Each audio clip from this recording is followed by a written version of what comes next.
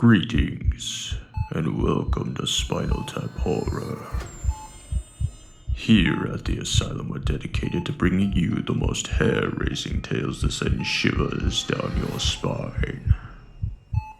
So please, sit back, relax, and count backwards from 10. The operation is about to begin.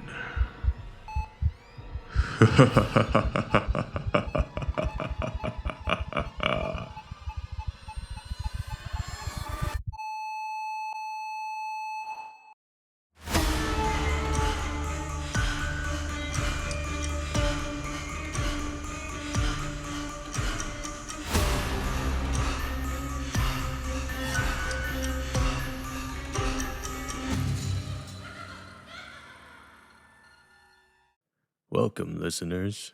You're probably wondering why you're here. Well, don't worry. It'll all be made clear soon enough. And make sure to stay till the end of the episode for a very special announcement. Now, as to why you're here. It seems you've been experiencing some dissociative identity disorder, or DID for short. Your love for entertainment has made it difficult for you to discern reality from fiction. And well, it led you to do some pretty terrible things.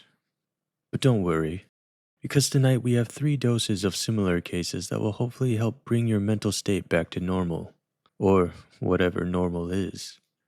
And don't be scared. Our staff tonight is more than qualified to take care of you. Take our first story's writer, for example, Miss Mnemosyne. I'm proud to say that they have, as of recently, become a published author, and I couldn't be more thrilled for them.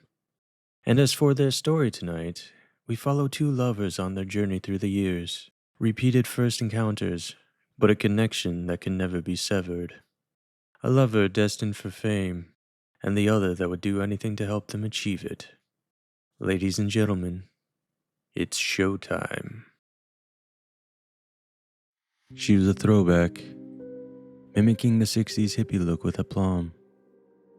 Her guitar had a peace sign painted on the face, and her outfit was impeccable. From the fringed jacket to her bell-bottoms, a Hollywood customer could have put it together. Or more likely, she had gotten exceptionally lucky at a garage sale. The music matched too. A little Carole King, a little Lennon. A few songs I suspected were original. I knew as soon as she started to play that she was playing for me. The whole coffee shop knew it too. I caught the glances of a few jealous men even though I couldn't tear my eyes away from her.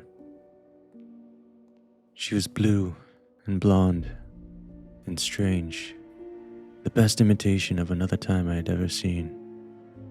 I saw her, and she saw me.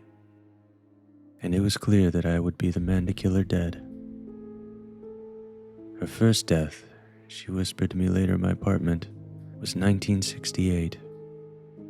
She insisted on making love, said that would be that much more salacious if she was murdered by a lover. I could see the logic. Fame was all she ever wanted. It could be for music, or for her beauty, or for the deplorable condition her moldering corpse showed up in, just so long as it made the headlines. Being dumped in the California Gulch and never again disturbed didn't do it for her. I've killed her 100 times. I love her. I hate her. I'll kill her 100 more until the news sniffs a sensational story and makes her a celebrity. The lovely songbird choked to death by her jealous part-time lover. I took the razor to her, and then the saw. I'll do it again and again until I get it right. She just keeps showing up, meeting me in a coffee shop, or a bus terminal, or at work for the first time, for the 100th time. She pretends not to know me, but I see the recognition in her eyes. I know her by now. I know her better than I know myself. I know the way she chokes and gasps, the scent of her awful. I smell the impending death on her, and she meets me over and again, ready to die, for the love of the public. Wasn't that beautiful? Now that's a love that'll last for an eternity. Come to think of it, that story did remind me of an infamous murder scene back in the day, but I can't quite place my finger on it. Maybe the characters in our next story could help me figure it out. Written by an alluring figure that simply goes by the name of Roy. They tell us a tale of a detective following a case of some grisly murders. But not just any murders, but ones that seem to be influenced by Hollywood blockbusters and carried out by someone that would do anything to please their audience. This is The Killer Who Recreated Horror Movies in My Town. I've been a cop in this town for over a decade. I thought I'd seen everything. Domestic disputes, overdoses, even a couple of homicides. But nothing prepared me for what happened this summer. It all started when we found a body behind the old theater. The victim's chest was slashed open, blood pooling on the asphalt. His arms were pinned out, body arranged like a crucifix, exactly like the scene from The Exorcist. At first we thought it was some deranged mugging gone wrong, until the next one happened. A week later, a woman was found in her bathtub, wrists slit, lungs full of water. A portable TV on the counter played only static, and a VHS copy of Nightmare on Elm Street floated in the bloody bathwater. That's when the whispers started. Movies. Horror movies. And they were right. Every new crime mirrored a scene from a slasher classic. Victims strung up like in Texas Chainsaw, throats slit like in Scream. One poor guy even got stuffed in a sleeping bag and beaten against a tree until his skull caved in, just like in Friday the 13th, Part 7. But it wasn't just killing. It was directing.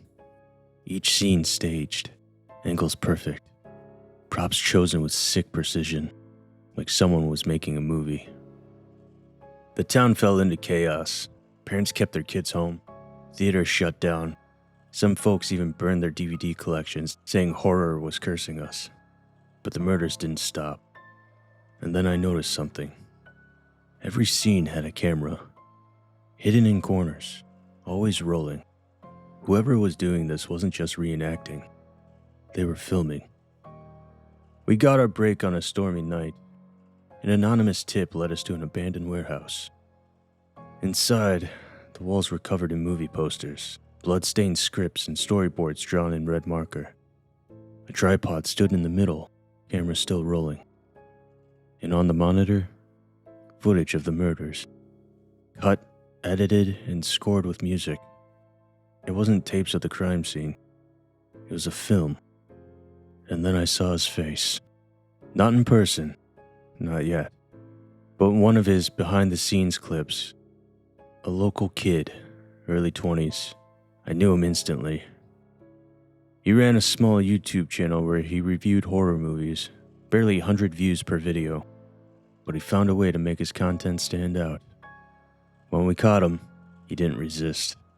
He just grinned and said, "They don't want reviews anymore.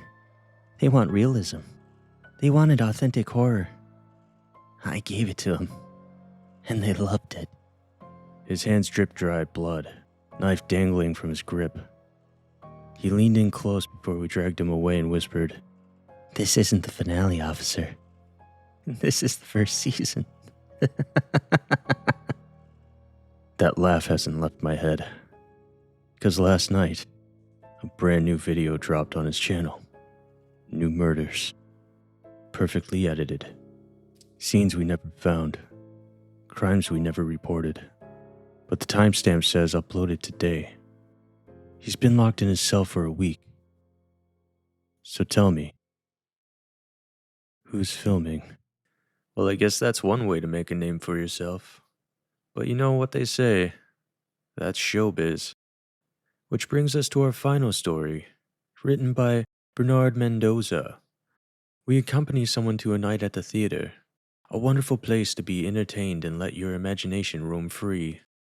But what happens when the things on screen end up roaming free as well? So grab your popcorn and find your seats at the Theater of Shadows. The flickering lights of the movie theater cast eerie shadows across the empty seats. Young Jake had always loved the thrill of a good horror film. But tonight, his excitement turned to dread as he settled into his seat, the smell of fresh popcorn wafting through the air. The movie was a blockbuster, and Jake was eager to see it. But as the opening credits rolled, his eyes grew heavy. The rhythm of the film's music lulled him into a deep, dreamless sleep. When Jake awoke, the screen was blank, and the theater was silent. He blinked, trying to shake off the grogginess, and looked around. The theater was empty. The exit sign seemed to glow with an ominous red hue. He stood up, his heart pounding, and made his way towards the exit.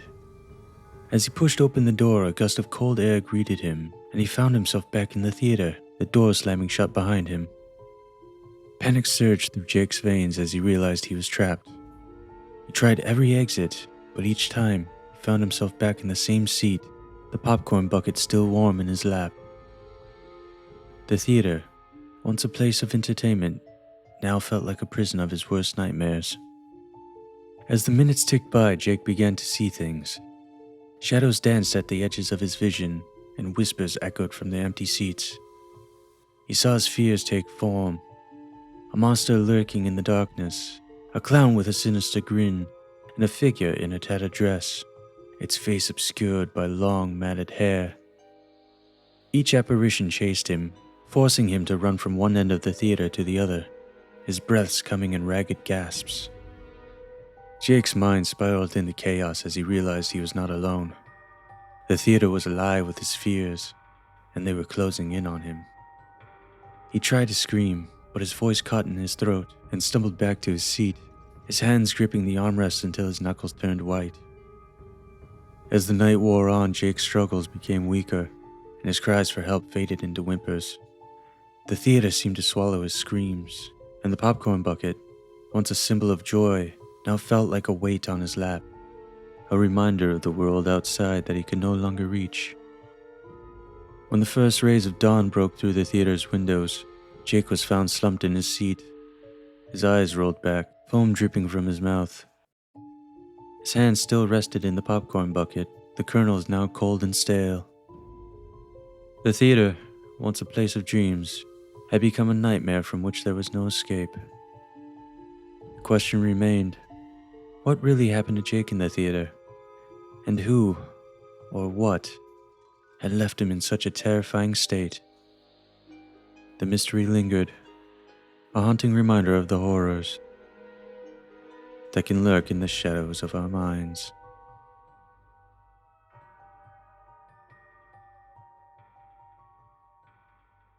Now I really do hope those stories were enough to bring you back to the right mental state. Do you see what could have happened if we let your imagination and your love for entertainment take over? No? Well, we'll just have to try and remedy that another time now, won't we? It just so happens that we'll be having a couple longer sessions coming up soon. Please join me this Halloween season for 2 nights of frightful fun stories. That's right. This Hallows Eve and Halloween, I'll be reading you 11 scary short stories filled with hauntings, urban legends, terrifying traditions, and the wonders of trick-or-treating. All leading up to our 12th and final story, written by Brian Martinez. His classic tale, Treats, that should make for a lovely Halloween season. Now get some rest. I'll be back in a couple of weeks to see how you're doing. And thank you all for listening. I've been your host and narrator, Ryan Blue. If you like what you heard here today, please consider leaving a 5-star review and a comment down below. And if you're watching this on YouTube, don't forget to subscribe and consider leaving a like and pressing that bell notification so you don't miss out on future episodes. Remember, you can find SpinalTap Horror on YouTube, Spotify, and Apple Podcasts. You can also follow me on social media at SKZombieCorpse to see everything else I tend to dig my hands into. If you have a story you'd like to share with us for consideration, you can post it to our subreddit at r/SpinalTapHorror or email us at SpinalTapHorrorPod@gmail.com. All stories in tonight's episodes were adapted and performed with the written consent of the story's authors. All music featured with said stories can be found for free of use on Pixabay.com. Thank you all for listening, and I'll see you for the next operation.